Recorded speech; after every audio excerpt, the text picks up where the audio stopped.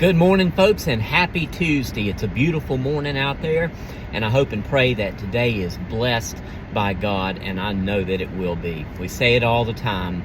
We pray that God will bless, knowing that He will.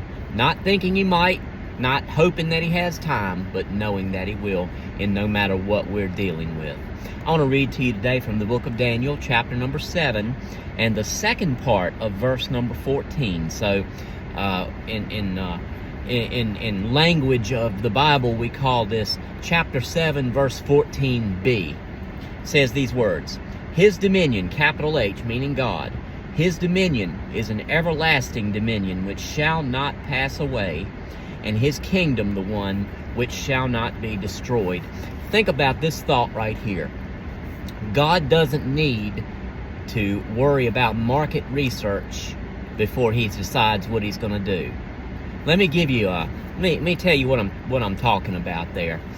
I was reading in my devotional this morning, and it talked about back in the 80s and things like that, when companies were, and companies still compete with one another, but when companies were in such competition, and what did their CEOs and CFOs and all that do?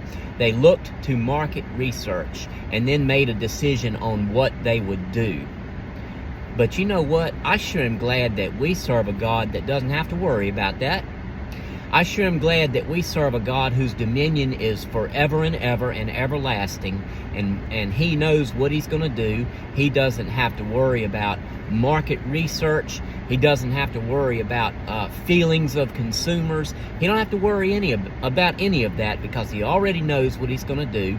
He already knows how He's going to do it, and He doesn't have to worry about the things that we worry about. Aren't you glad that we have a God that can do that? Aren't you glad we have a God whose dominion is an everlasting dominion, which, listen to this, shall not pass away? You know, the things of earth are going to crumble. Market research and those things that they sell us, those things are not going to last.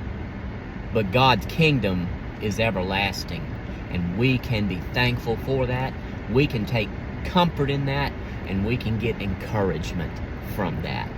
And I hope and pray that this brings you encouragement this Tuesday morning. I almost said Thursday. Time flies so fast, sometimes I don't know what day it is, but it's Tuesday morning. And I hope and pray you have a wonderful Tuesday today, and I hope and pray that God blesses you beyond measure, and the best part is we know that He's going to. Love you, folks, and I'll talk to you a little bit later. God bless you.